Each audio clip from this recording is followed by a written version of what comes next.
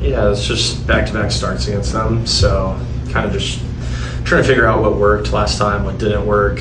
I thought this is classic. Like I thought when I was ahead in the count last start, things went really well for me. When I was behind, they did some of their damage.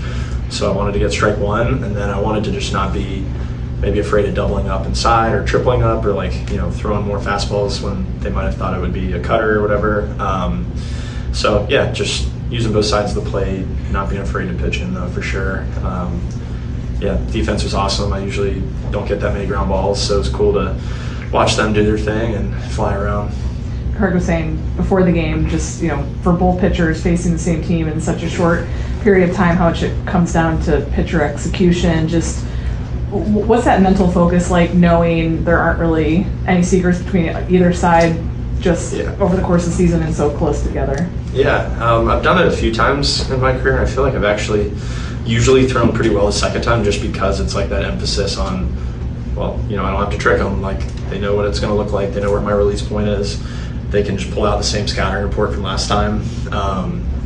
It just comes down to execution and making pitches, and that's almost like kind of a freeing place to be mentally, where you just know you just got to execute. That's kind of what I told myself going in, and while also trying to kind of learn from the last game. How much did the extra day of rest, how important was that for just how you felt tonight?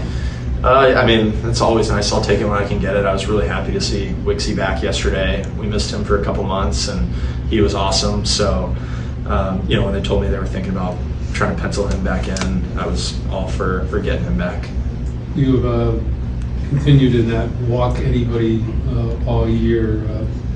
If the young pitcher is looking at you, trying to figure out what key to your success, how much do you put that near the top?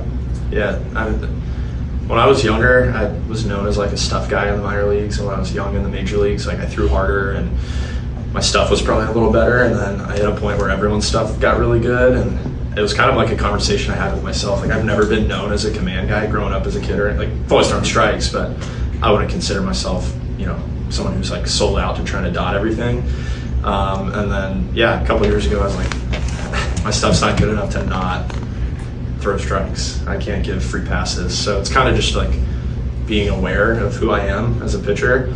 I'm my best when I'm throwing 6 pitches in the zone and mixing it, and like I can't allow guys to get on base for free, and I give up some home runs. So ideally you don't walk guys and put them on for that. So just not being afraid of contact and pitching in the zone.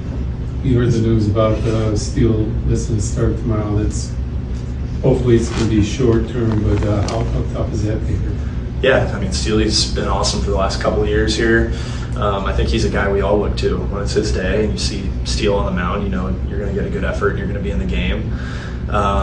It stinks, but I agree from everything I've heard. We're hoping it's just a quick thing.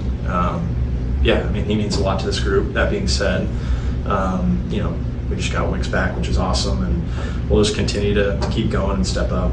Craig was just in here and said it was an easy decision to pull you, because of the result. Everyone was going to probably say, hey, let Jamo finish it or something. So where did you land on that at 89 pitches? Yeah, it's always just a tough spot to be in as a manager.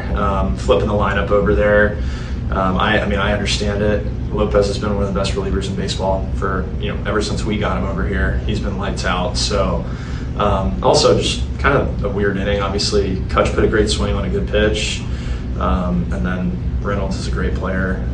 But to get the runners on base in front of him, it was like a bloop and an infield hit or whatever. So just unfortunate, but I understand it. I wasn't in there pounding the table trying to stay in or anything. So, when you hear Jorge Lopez is coming in behind you, it's like, yeah, that's one of our dudes.